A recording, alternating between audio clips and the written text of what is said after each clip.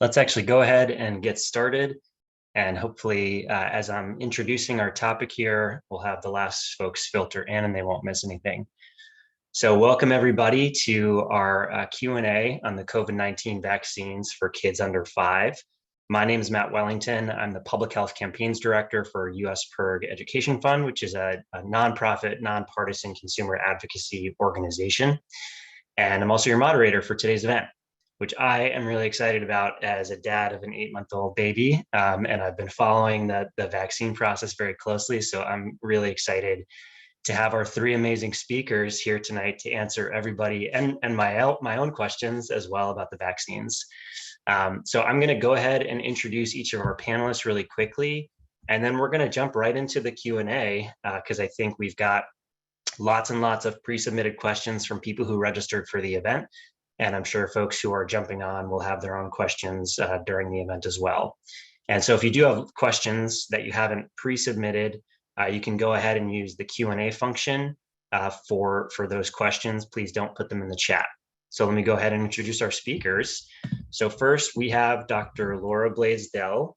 Laura Blaisdell is a board-certified public health trained pediatrician, researcher, camp medical director, and also the camp is about to open. So we're very grateful for her making time to join us because she's very, very busy, and an advocate for children. She currently works at the pediatric clinic at Maine Medical Center and is the incoming president of the Maine Chapter of the American Academy of Pediatrics. We also have Anne and Sasson, the policy fellow at the Rockefeller Center at Dartmouth College. Anne is a public health practitioner, researcher, and educator focused on issues of health equity globally and in rural northern New England. And her current research focuses on COVID-19 and rural health equity in northern New England. And lastly, but certainly not least, we've got Dr. Gretchen Pianka, who is a fellow of the American Academy of Pediatrics and the managing physician at Central Maine Pediatrics.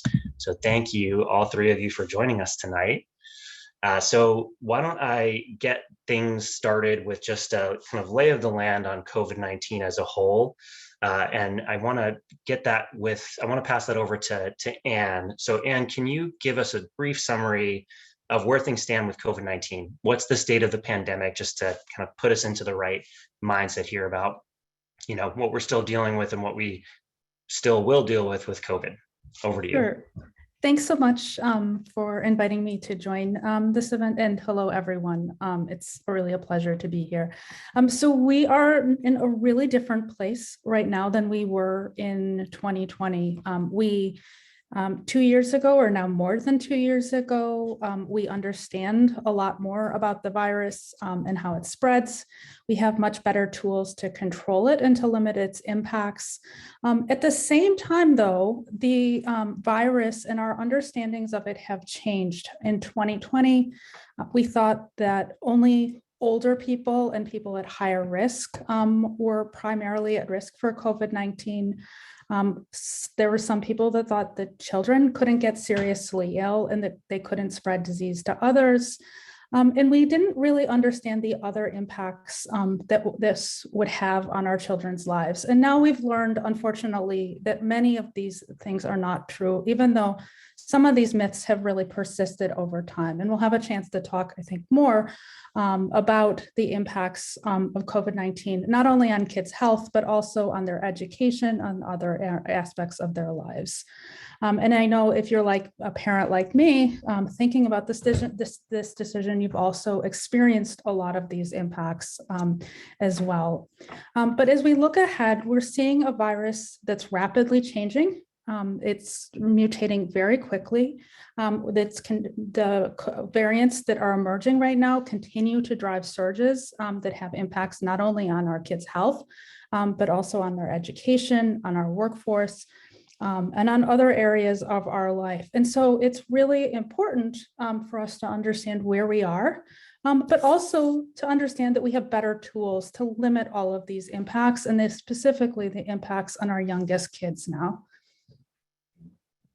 Yeah, thank you so much. And, of course, the thing that stands out to me from what you said is kids can get seriously sick from COVID, that we know that. And especially I think when you just compare it to some of the other diseases that kids have to deal with. So let me pass it to our next panelist, Dr. Laura Blaisdell.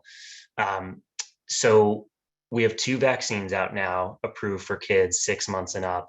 Can you give the audience a quick summary of those 2 options? What can parents expect from the Pfizer, the Moderna vaccines in terms of how effective they are? What did those two vaccines come up with through the trials? Thank you. And thank you for having me. It's an honor to sit on this panel with such great panelists and expertise. I will try to simplify, and that's my job, our job here today after reading pages and pages of FDA papers. So yes, so focusing on kids under the age of 5, we do have 2 vaccines now that are available to them. They have different names, but from now on, I'm going to call the one Pfizer or Pfizer BioNTech. We'll just call it Pfizer. I think that simplifies it. And Moderna, right? They're both mRNA vaccines, and they both have been used extensively in other age groups, both in our country and in other countries. So each of the vaccines for the kids less than 5 are a much smaller dose than either the childhood vaccine or the adolescent vaccine. So I think that's important for parents to note, that there are actually different dosages for what we call babies and tots and children, and then adolescents. The other thing to note is that the vaccines differ in the number of doses. So, and there's some cost and benefit, I think, that parents should think about when we think about dosages. So the Moderna vaccine will be a 2-dose series for kids under 5. And those 2 doses are 1 month apart. So within about a month or 6 weeks, you will have achieved the protection that we were hoping to get from that vaccine. The Pfizer vaccine is 3 doses. The first dose is 3 to 8 weeks from the second, the second dose is 3 to 8 weeks from the first dose. And the third dose is 8 weeks from that dose. So it can take them a number of months before you achieve that full effectiveness.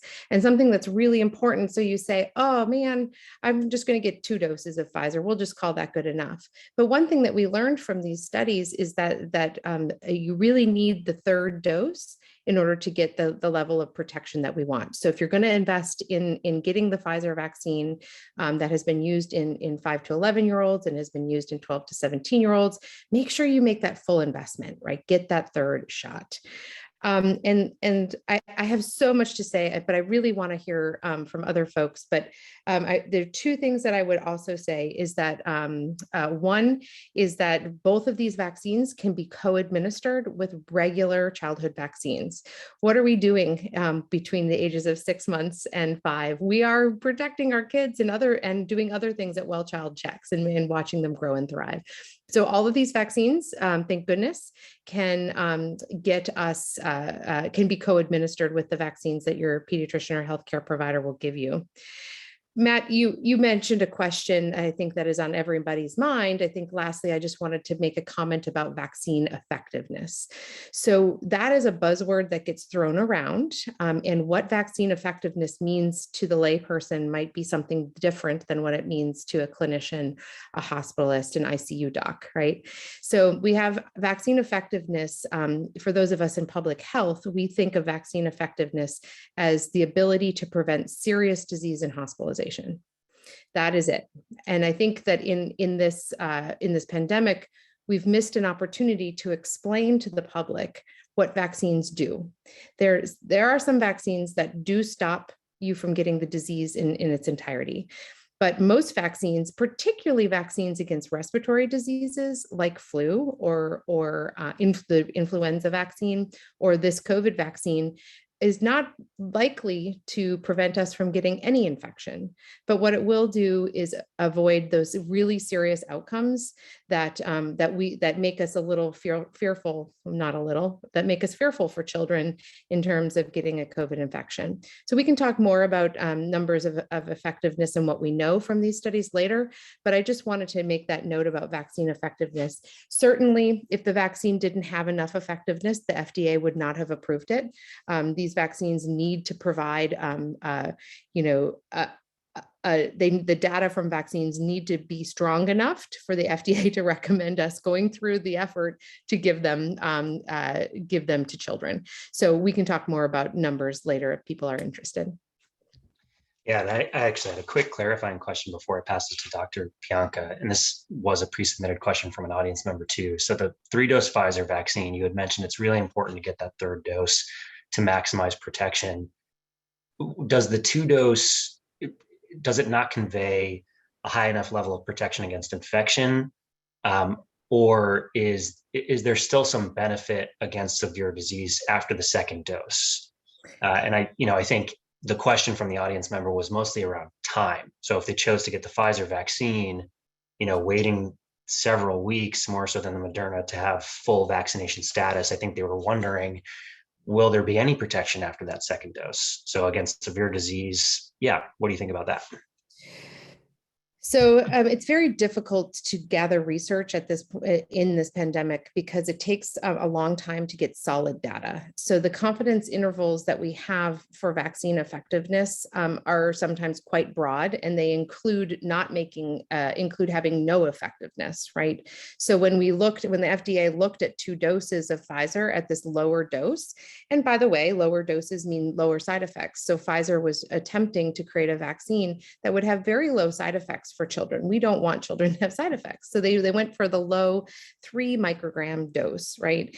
But what they found was when they did the analysis after the 2-dose series, that they found what was called a non-effectiveness, so that the effectiveness of the vaccine didn't meet their criteria for rolling out. So Pfizer added that 3rd dose, and we all have now heard about what a 3rd dose does, right? So for those of us like myself who had my primary series and then had my 3rd dose at some time afterwards, we see that restored effectiveness. So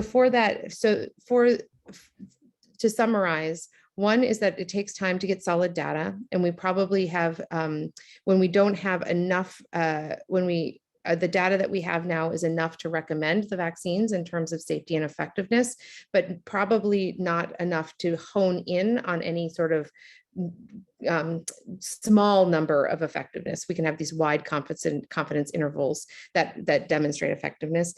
And second of all is that that 3rd dose for Pfizer is what parents are going to want to do in terms of getting that full effectiveness from the vaccine. Great, thank you.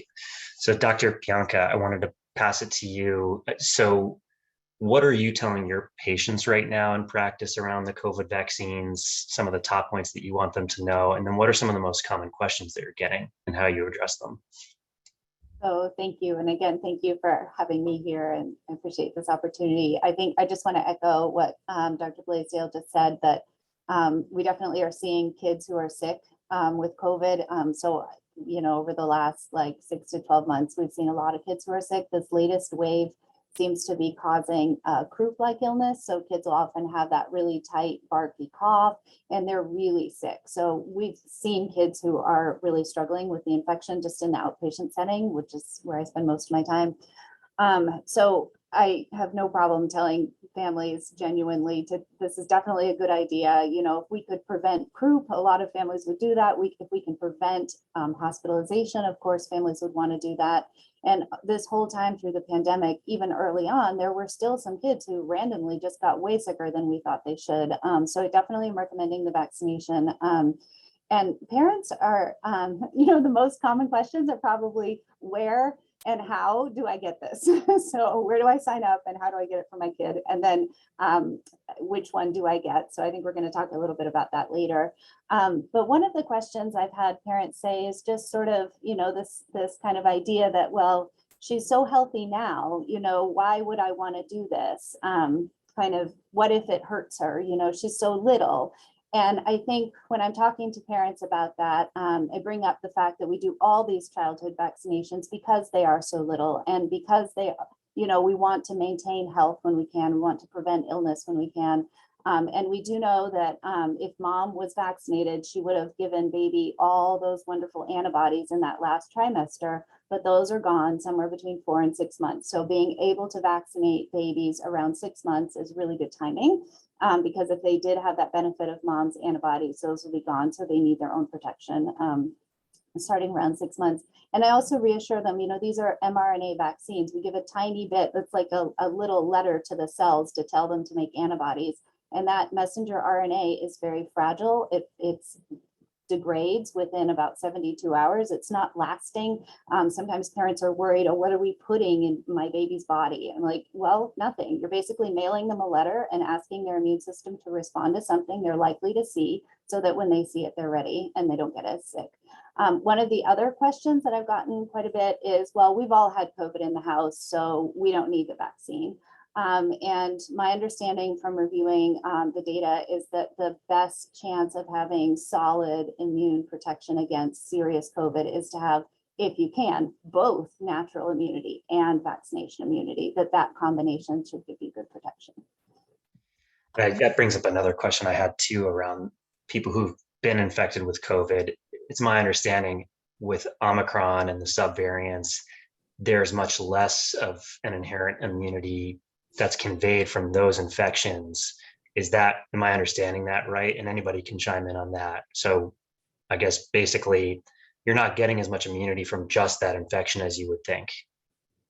It's variable. And I feel like we're going to see what we see with a lot of the other childhood viruses. Some of them you can get just every single year.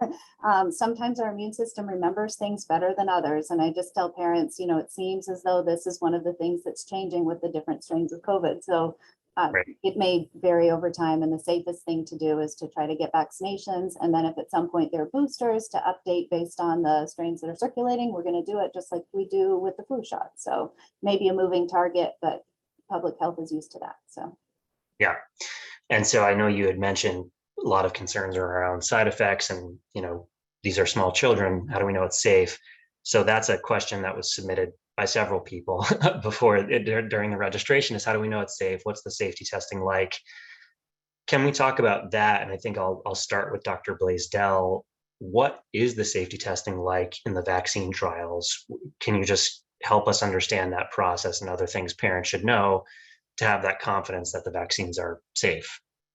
Yeah. Thank you for the question. I think that's probably the number one question we get in clinical practice. So is this safe for my child? And safe is probably a relative definition. So each person has their own definition of what's safe. So from the pediatric, by wearing my pediatric hat, and I can wear my mom hat and answer this question too, but from my pediatric hat, these vaccines are not new to us anymore. And in terms of time, and also in terms of number of doses. So we in medicine look at how many times a dose is given, and we say, how many times is there a side effect after these doses, right? And after millions and millions and millions and millions of doses given, the side effect profile of doses have not really changed. They've been really remarkably consistent with these vaccines. And so the side effects that we see in these younger age groups that far and away just mimic the similar side effects that we're seeing in children and adults. So the side effects for the Pfizer vaccine continue to be pain at the site, fatigue and fever that is usually more so after the second or third dose and lasts about 24 hours, something similar to what you would hear from your pediatrician for other vaccines. The Moderna trials, and to be clear, Moderna did not only get approved for use in the under 5 age group, they also got approved for use for the 5 to 11 and the 12 to 17. So now we have 2 choices of vaccines in all age groups. So the Moderna data submission was much larger than the Pfizer submission. But for the trial of children for the under 5, the top trial, there were about 6,000 children in that trial. And the major side effects were fever that was higher after dose 2. And that was about 16% of children who had the vaccine had a fever. lasting about a day, and then lymphadenopathy. So many of us have heard that we can have some swelling as our immune system responds those in our lymph nodes, which is a normal immune response. And about 10% of kids experience that, but 2% of the people who did not receive vaccines also experienced that. So in terms of side effect profiles, the side effects look vastly similar to what we'd expect and what we see in older children. I will add that the contraindications for these vaccines remain the same. They are having an anaphylactic reaction to a prior mRNA vaccine, or having an anaphylactic reaction to any of the components of these vaccines, of which there are very few components. Gretchen, in our lifetime, we've given vaccines that have all sorts of components. And these are some of the vaccines that I call the most pure, because they have no additives and no preservatives. There's no aluminum, there's no latex, there's no pork products, there's no egg products. So not a lot to have an allergic reaction to, which is very consistent over time with how people are responding to this vaccine in terms of the allergy profile. I think as a pediatrician, and I'll answer and then I'll pass it back to you, Matt. I think as a pediatrician, the question that we get is about long-term effects. And again, the definition of long-term effect in vaccinology is usually around 2 months. We look at effects at 2 months because of the biological implausibility of most vaccines having any effect outside that window. So in terms of long-term effects, we do not see long-term effects at this point from these vaccines, and they've been given now, over since the fall of 2020. I'm trying to remember what time where are we in the pandemic? But we don't really have, one of the reasons why we continue to have these vaccines on EUA as authorized and is that we continue to watch them, right? And that's what we're doing. We are continuing to watch these safety profiles to ensure that we can continue to promise that we see no long-term effects from these vaccines. I think it is really helpful to note that it's not just the specific trial that they looked at. We also know millions and millions of people have gotten the same vaccines, right? It's just a difference in dosing for the younger children. So, I mean, that helps me wrap my head around it as well as a parent, that there's millions and millions of examples out there and 2 years of data that we've worked with. Okay, so you had mentioned before, safety is really a relative term, I think is what you said.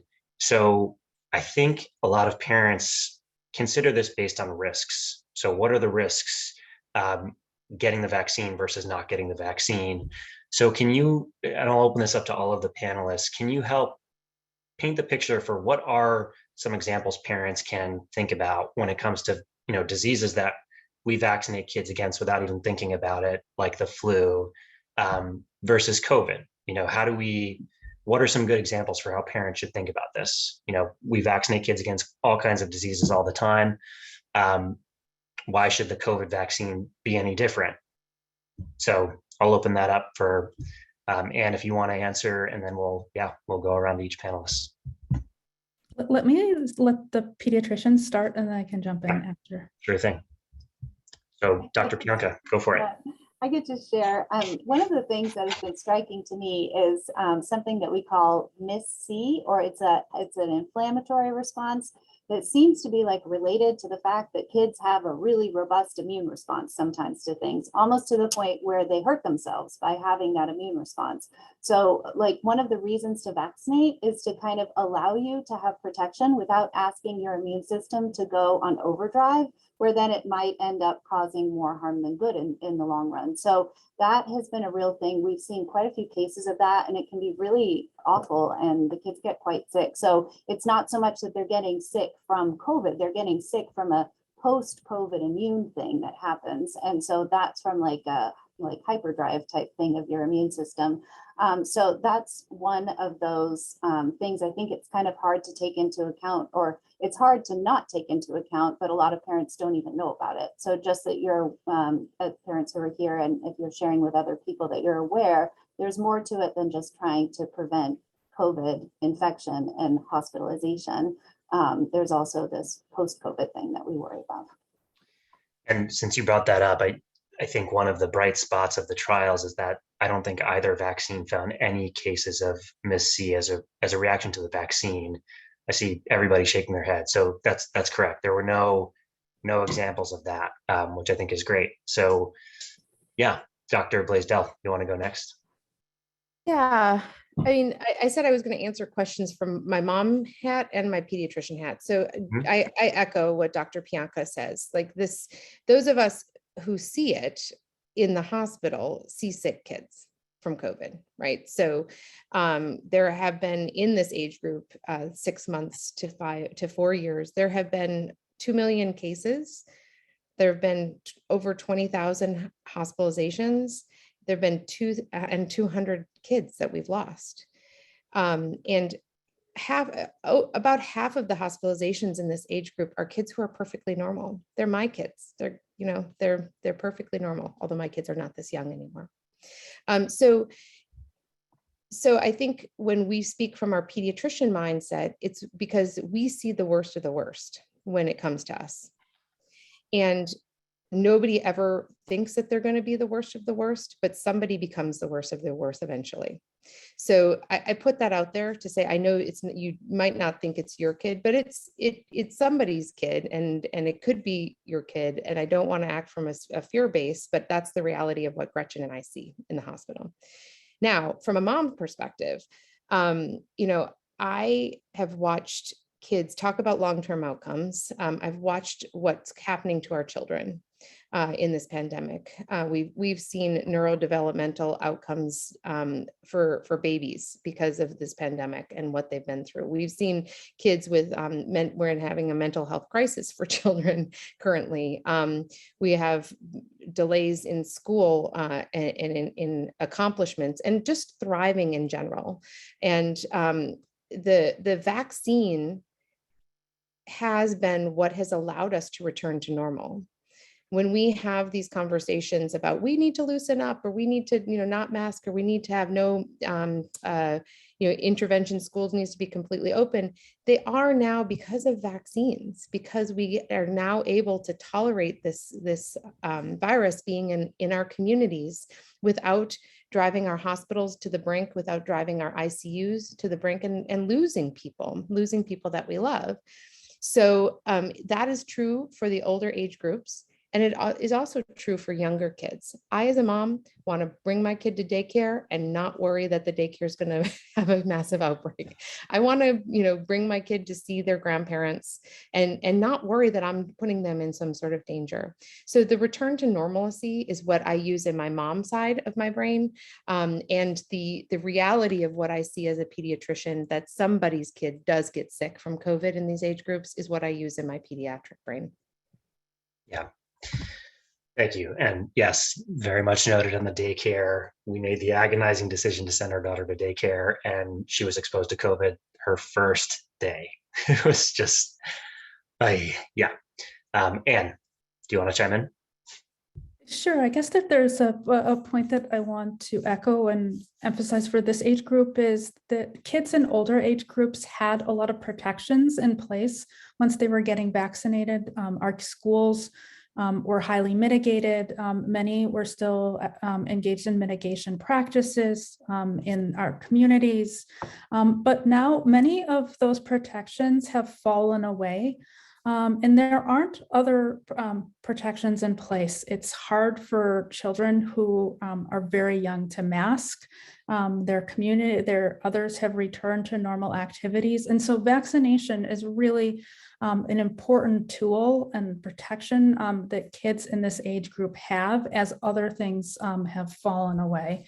And so we're giving them the same armor that other age groups have had in that return to normalcy that Dr. Blaisdell talked about. Since we're on this topic, we did get a pre-submitted question from someone asking if it's safe to return to normal activities after their child's vaccinated, which I think is going to mean different things to different people. So I also wanted to open that up to each of the panelists to get your takes. And do you want to actually start?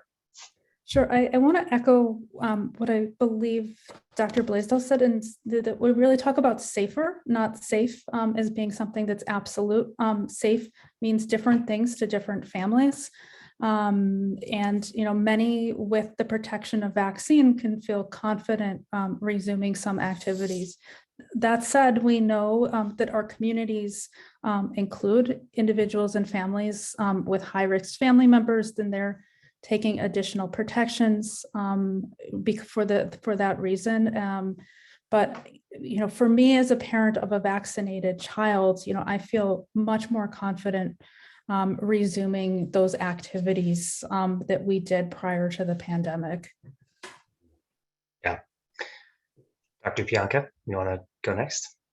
So I just, the image that comes into my mind when you ask that question is a bunch of toddlers playing, you know, like they want to play with everybody and everybody else's faces, and they end up sharing sippy cups. So that's like so developmentally important for kids. So that returning to, if all those little humans are vaccinated, it's going to be easier for us to feel comfortable that they can all get together and smush food in each other's faces and make a horrible mess, versus if you have one or two kids who are vaccinated and then a bunch of kids who aren't, that's still a worrisome scenario, and they're not going to be able to all interact freely, which is what we all as parents and pediatricians want the kids to be doing, is having those wonderful social interactions so they can kind of get on the exit ramp back to some kind of more normal developmental milestones. Because I echo what Dr. Blaisdell was saying, we are seeing a lot of kids who are having a different progression of their development during COVID.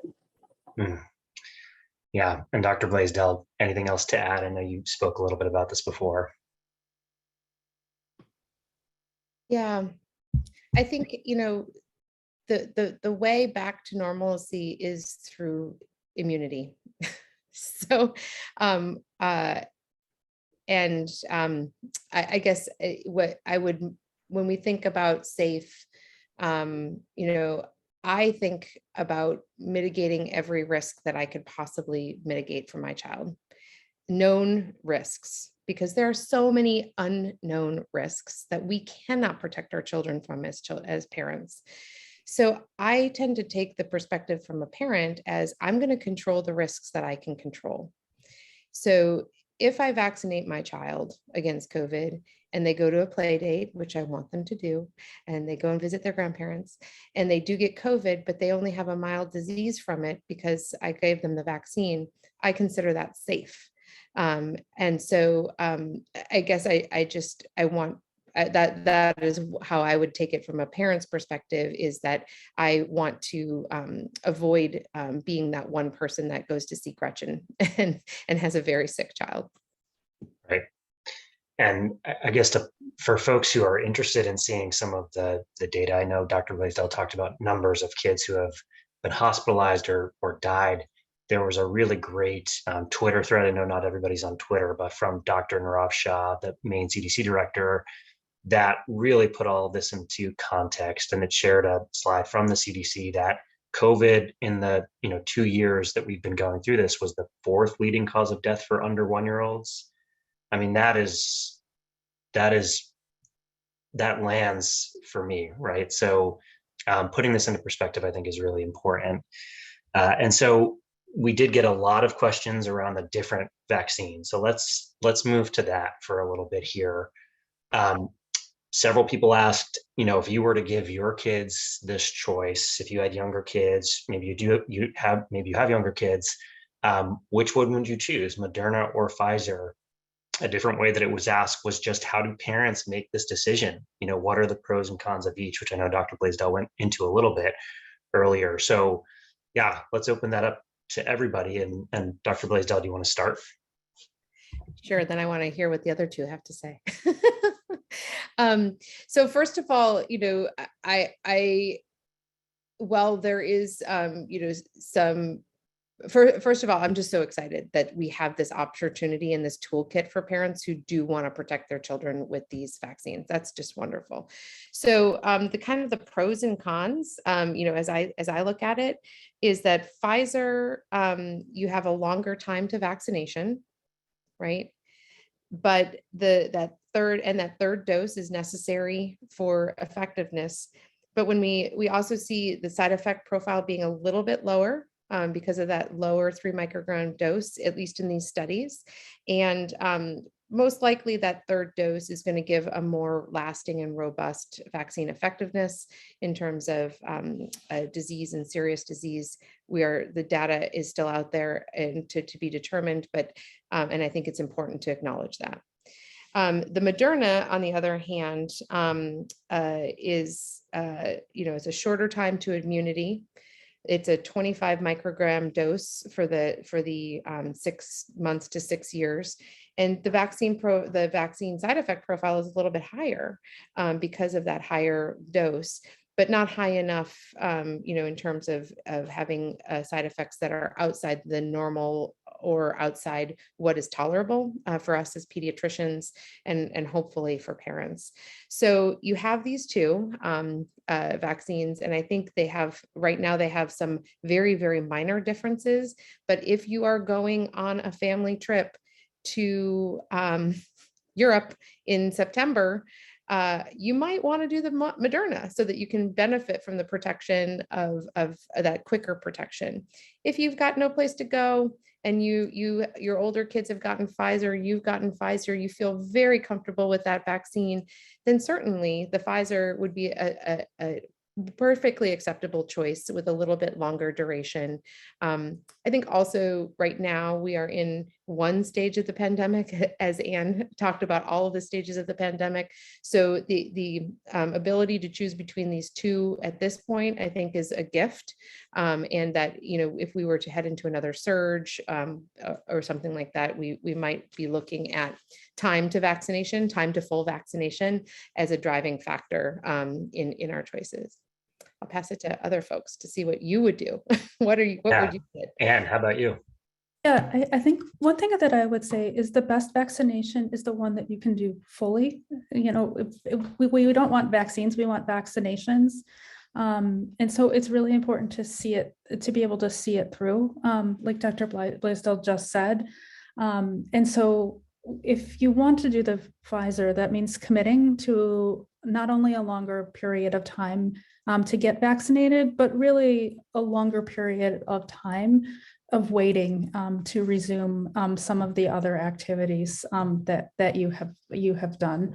The other thing I just want to add, just to follow up on the earlier comments that I made, is that it's really not a question of if, but when we see other variants or subvariants and another surge, and we know that some of the measures that were in place to control surges are no longer there. And so I would go into the decision-making process with that in mind as well. Yeah, this is all very helpful. Dr. Pianka? So I probably would start my answer with just honoring that decision fatigue is real. We are all, as parents, really tired at this point of making decision after decision after decision. Do they go to daycare? Can we do that play date? Can we do this? And now we have not just one, but two. So first you decide, do I want to do the vaccine? Then I have to decide which one. So there's just a lot of decisions. So just to honor that as parents, that this is exhausting, and you're not alone, and it's okay to ask your pediatrician for advice if you're feeling stuck or like you just have no idea what to do, or you don't even know if you really want to do it. Just make sure you check in with somebody that you trust who's been helping you take care of your child through this pandemic, because we usually know the family and can help you make decisions. So if you're feeling worn out and like this is just one more decision and I can't do it, phone a friend. So we're happy to help. I have actually had a lot of parents say that they want to do the same kind of vaccination for their kid that they got. Like a lot of parents have been very clear, I need to get Pfizer I need to get my vaccination, and then have had it for a long time and know that I'm fine, and then I'll be okay offering it to my baby. So I've seen that a lot. I think that's very reasonable. That way you kind of know sort of what to expect on some level. You feel like you've been through it first. You can offer it to your baby with a sense of feeling like they might be okay because you were okay. And I also, that idea of Pfizer kind of taking longer and being smaller doses, I know a lot of parents who are a little bit hesitant about vaccination actually find that really comforting. So I think it's kind of delightful that we have two options. We can have the do it quick, bigger dose, maybe more side effects, get it over with. And then we have the kind of slower, more gentle one. So whatever feels right, and trying not to make that decision when you're completely exhausted or feeling afraid. Take care of yourself, few deep breaths, talk to a friend, and then choose. But they're both good, I would say, whichever, at the end of the day, whichever one you can get, like Anne said, whichever one you can get in total, fully vaccinated is the best one. Right. Yeah, decision fatigue. I have more wrinkles than I used to have. I'll just say that, since becoming a father in this pandemic, quite a few more wrinkles. So yeah, that's all, I think, really great advice. And I just wanted to ask a follow-up too. So Moderna, I know one of the big kind of pros versus cons, or whatever you consider it, is that Pfizer takes a longer time. You have to get that third shot. Moderna's 2 shots, but I think throughout the FDA or CDC meetings, they floated the idea that there would be a third shot sometime, I think 3 months down the line is what they said. Can anybody speak to that? I'm curious. Sure. I'm really glad you brought that up. And if anybody else has a perspective, I'd love to hear it. So we have a 3-dose series. We have that term, and then we have boosters. So we have, throughout the pandemic, determined a primary series, and we called that, either a 2-dose series or a 3-dose series. Even with the Pfizer 2-dose series, for most people who were immunocompromised or had other diseases, they had a 3-dose series to give them that added benefit. And so the primary series of each vaccine is determined by the FDA about looking at effectiveness, right? And then we have this ongoing thing that we're continuing to learn about. And I think it's so humbling to practice during this time, where I, as a data person, want the data, but I have to make a decision to embetter the lives of children in this moment. So we will continue to learn about the best way to have vaccine effectiveness. We did learn that having me, Laura, a 40-something woman, should have a booster after 5 months, so that I can continue to have my vaccine effectiveness. We may find, as we continue to follow these children who had a 2-dose Moderna primary series, that their vaccine effectiveness would also be aided by having a 3rd dose after a period of time. So I think, to summarize, some vaccines start out with 2 doses. Some vaccines start out with 3 doses to achieve that initial immunity, that sort of non-inferiority criteria to go onto the market. But then as we go on in time, we learn about how vaccines affect our immunity over time, and what we need to do to protect ourselves with the surging of various viruses and variants, over time. Does anybody else want to chime in on that? Okay.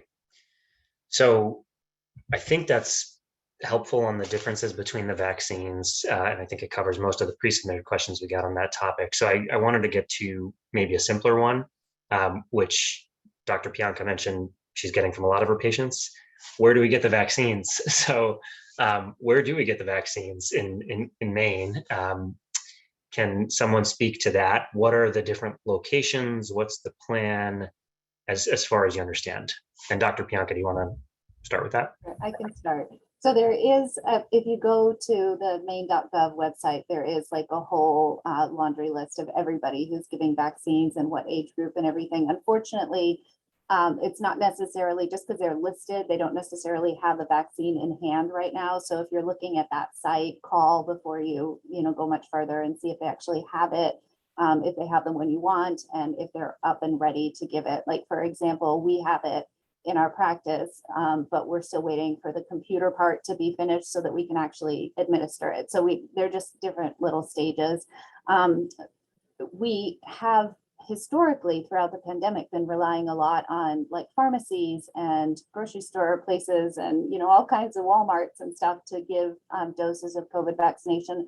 For this population, that's probably going to be outside of a lot of those facilities bandwagon. So it's probably going to be more public health facilities and doctors' offices, just because we're the ones who are more comfortable giving vaccines to the little people. I know for a little while we had like a pop-up site at the Auburn Mall where we were giving them, and we might have some of those kind of depending on demand, but I think right now there's a few of those that have popped up here and there. I know Dr. Shaw is really good about getting that out follow his Twitter if you have Twitter, because he keeps everybody up to date on what's happening.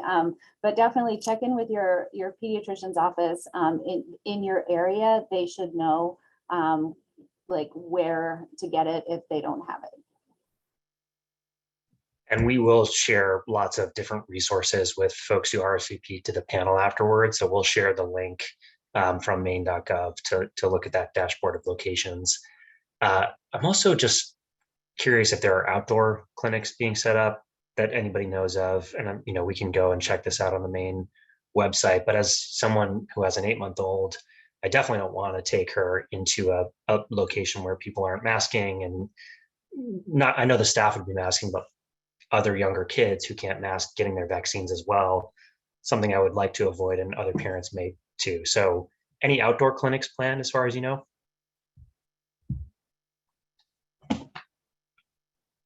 None that I know, but Matt, that's a wonderful suggestion, especially as we are in finally the lovely days of Maine and we could do outdoor clinics.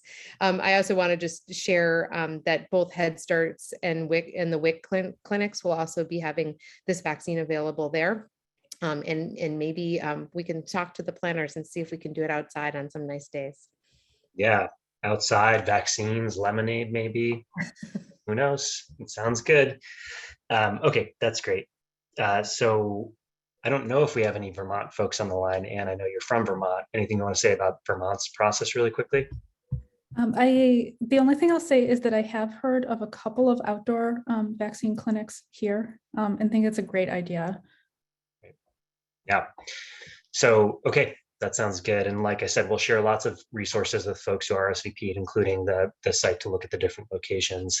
So I wanted to go back to this question of efficacy, because we have a question from someone who's attending now who was a little confused around what the efficacy means. So their question is confused about what the efficacy means. I thought they only tested antibody levels. So Dr. Blaisdell, can you give another quick summary of how do we consider efficacy? And then, yeah, how do antibody levels factor into that? I'll try to explain it. I can confuse myself talking about vaccine efficacy.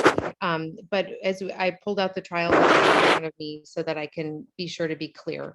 So yes, the trials did look at the antibody levels, the response to vaccination, but they also looked at the number of cases of COVID that were in each group, whether you got the vaccine or you didn't get the vaccine.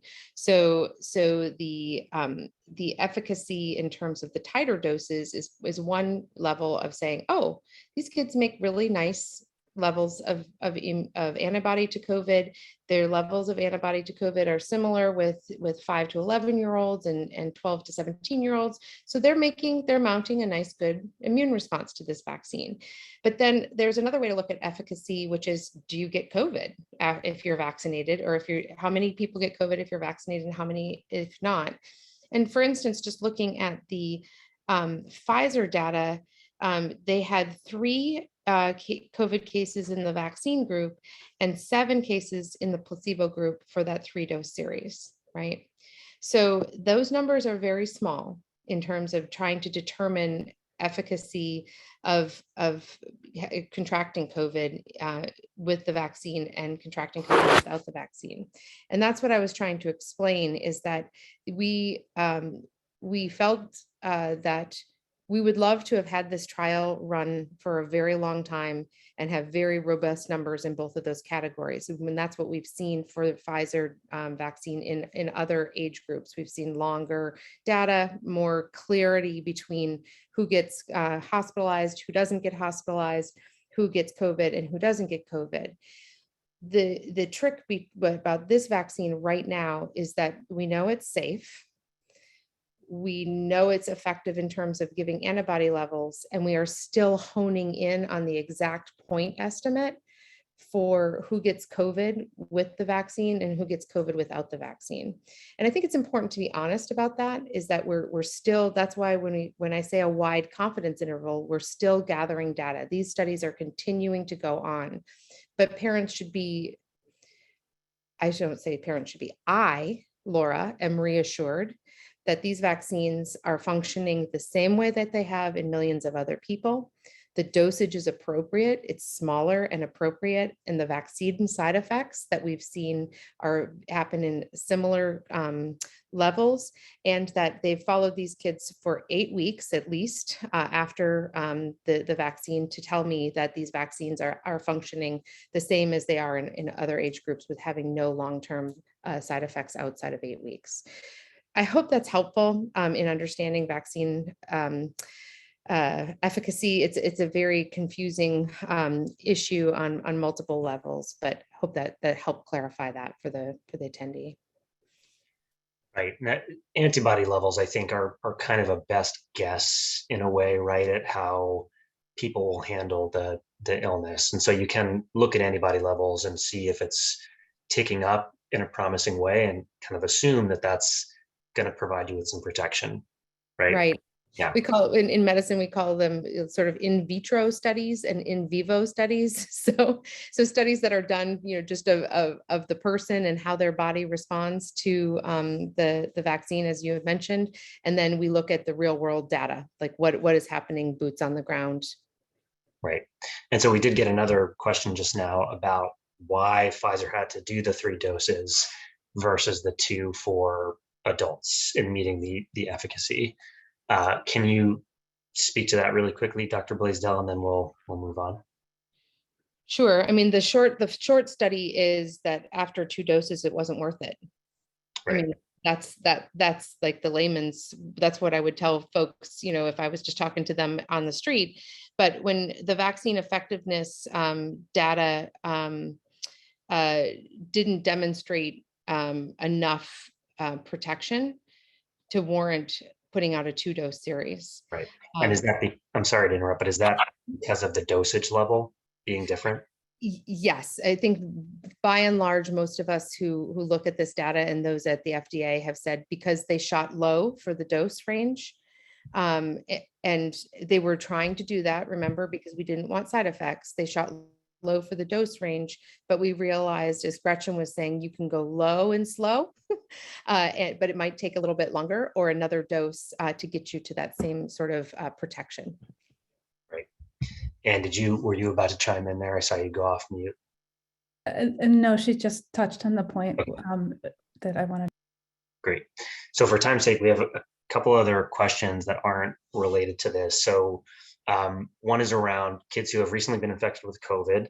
How long should they wait before vaccination? And Dr. Pianka, do you want to answer that?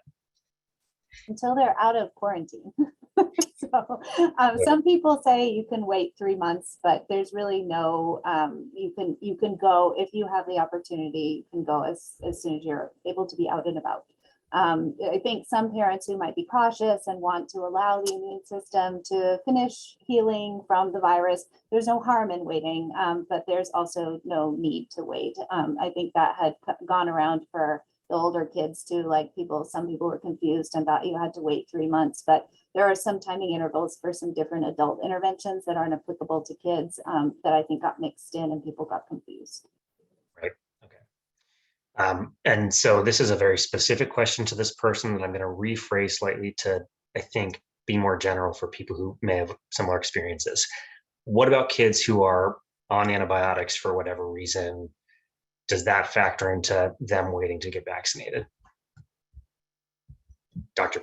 Blaisdell, yeah, go for it. Sure. So one thing, whenever we give vaccines, those of us who actually give vaccines, we don't like to give vaccines when it's going to make us confused if the kid develops a fever or a lymph node, right? So antibiotics in and of themselves are not a contraindication to being vaccinated.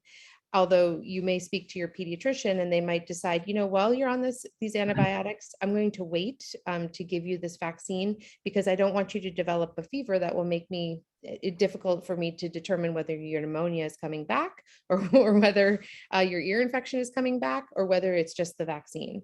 But generally, there are very few children who have either mild illness, who are on antibiotics or who are on other treatments whose immune systems they can tolerate the vaccine on top of that. The immune system is very adept at dealing with multiple attacks every single day. For the most part, children can be vaccinated alongside taking antibiotics or even having a small cold. But it is something that I would have you talk with your pediatrician about so that they can, or your provider about, so that they can explain to you that decision making, and you can make that decision jointly. So 2 more questions in the time we have. One really quickly for Dr. Pianka. Someone asked how they can talk to their partner about vaccinating their child when their partner is not on board with it. Any tips on how to approach that? That is so hard. I think through the entire pandemic, that has been one thing that's been really hard because a lot of people have really strong opinions about whether this is or isn't a good idea. And sometimes your mind is made up by one thing you see, and then it can be a real source of strife. So I've seen a lot of families struggling with that. So just know you're not alone. There are a lot of parents who don't agree, family members who give other family members a hard time for vaccinating or not vaccinating. So it's become like a whole political thing. I think at the end of the day, you and your partner, parents of children, people who are caring for, raising children, you want the best for your kids. You want them to be healthy. You want to give them every chance at a good, long, healthy life. So talking with a relatively neutral party who can help you problem solve is a good idea. Sometimes that's your friendly pediatrician. Maybe it's like a relative or a friend, somebody who can help you. And trying to remember that, like, if the person who is not wanting to vaccinate, or maybe the person who is wanting to vaccinate, if those decisions are coming from a space of fear and terror, that's not really a good place to try to negotiate with somebody else. So take care of those feelings. If you're feeling anxious or worried about the vaccine in general, like, just take a bit. It's okay. You can talk to people, you can take some time, you can read things. Be careful with what you read, because you look for anything and it's going to be on the internet. No matter what you look for, it's out there. So it doesn't mean that it's real. So if you found something that scares you, or maybe the partner or co-parent person is worried about something and you're like, I don't think that makes any sense, feel free to bring that piece of information to your pediatrician and say, look, this is something we found and it's making us have a hard time deciding what the best thing is for our baby. So we're happy to help, and we're used to reviewing a lot of things that have made parents worry, and happy to help try to mediate those discussions. But also, if you have just a family friend or a relative or somebody who can help you, a neutral, trusted party is a good place to go. Right. So we'll wrap it up with a question for each of the panelists to answer, for same question. And I know each of you have spoken about this a little bit, but I just want to sum it up for everyone in the audience. So can you tell folks, what are the benefits of getting vaccinated against COVID? Like, why is this something parents should seriously consider for their child? And even if that child's already had COVID, because I think that's another, a lot of kids out there have had COVID. So with that in mind, and we'll start with Dr. Blaisdell. I think I'll answer with my mom mind first. I want one less thing to worry about. I want this decision done, and I want one less thing to be worried about. And then second of all, even as a pediatrician, the best type of immunity we're starting to learn is mixed immunity from both natural infection and vaccination. So those two things together would give your child the best shot at having a good immune response. Great. Anne, you want to go next? Sure. I'd say that we know that COVID has the potential to have very serious impacts on not only on health, but on other areas of children's lives, on their childcare, on their schooling.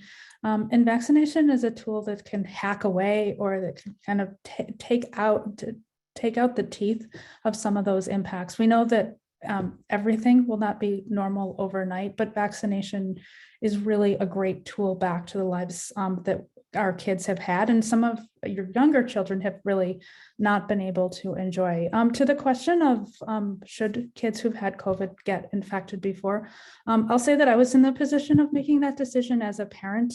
My now 10-year-old was infected with COVID right as I was about to get vaccinated. And there were some that said that there aren't benefits, but we know from a lot of studies now that hybrid immunity or mixed immunity confers additional protection against all of those impacts that I've talked about. And so anything we can do to put our kids on the best footing going forward, because we know that they're going to encounter the virus, not once, but probably many times over the next several years, will help them.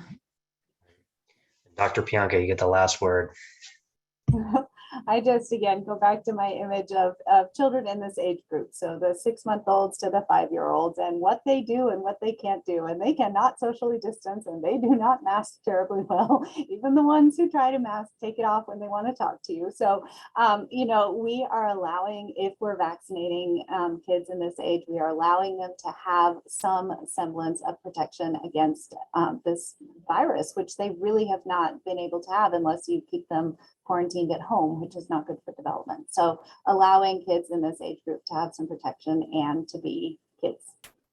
Right. I said last word, but we actually just got a very good question in the Q&A. How does this vaccine compare to others in terms of importance and prioritization against the others on the recommended list?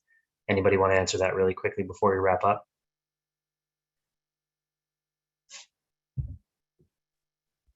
I was just thinking about how I would approach it clinically. Like, we're going to probably start having the clinic here on Wednesdays. I think that if I have a baby who's here for their vaccinations, here for their 6-month well child check, and they want to get vaccinated, we can add it right in. I don't think I would slow down regular vaccinations for it, but if we can add it on, more power to us. I think it's a timely thing.